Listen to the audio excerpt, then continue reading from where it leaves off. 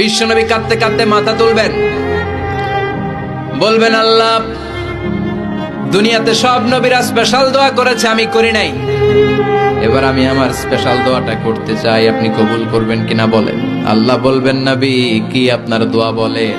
বিশ্বনবী বলবেন, আমার একটা উম্মত যার অন্তরের মধ্যে যাররা পরিমাণ ঈমান আছে, একবার আপনারে আল্লাহ বলে ডেকেছে, একবার আমি বিশ্বনবীর উপর দুরূদ পড়েছে, একবার শাহাদাতের বাণী আমার যে গুনাহগার উম্মত দুনিয়ার বুকে থেকে ঘোষণা দিয়েছে, ওই একটা উম্মত যদি জান্নাতে ঢুকতে না পারে, আপনি আমারে জান্নাতে ঢুকাতে পারবেন না। আল্লাহ বলবেন, সাল তুতা, সাল সাল তুতা, ওয়াশফা তুশাফা, শাফাত করেন নবী করেন, যার জন্য দোয়া করবেন আমি কবুল করে নেব। দুনিয়াতে বিশ্বনবী কম কষ্ট সহ্য করে নাই। 3 বছর শিয়াবে আবি তালেবে জেল খেটেছে। কয় বছর? দুর্ভিক্ষের বছরগুলোতে বিশ্বনবীর পেটে দানা পানি ছিল না। কলিজার টুকরা হাসান হুসাইন কই মাছের মতো ছটফট করেছে, জামিনে ক্ষুধার জ্বালায় বেহুশ হয়েছিল।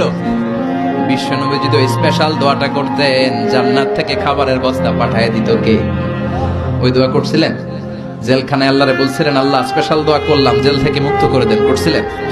যুদ্ধের ময়দানে নিজের দাঁত ভেঙেছে, উহুদের ময়দান সাক্ষী, বিশ্বনবীর মুবারক রক্তে উহুদের ময়দান রঞ্জিত হয়েছে। সেদিনও বিশ্বনবী ওই দোয়াটা করে নাই। চিল্লায় বলেন ঠিক কিনা? তায়েফের ময়দানে বিশ্বনবী কয়েকটা জায়গায়, 3 জায়গায় বেহুশ হলেন। বিশ্বনবীর মুবারক দেহ বেয়ে রক্ত ঝরলো। ওই কঠিন বিপদের দিনও বিশ্বনবী এই দোয়াটা করেছেন নাকি? কথা বলেন।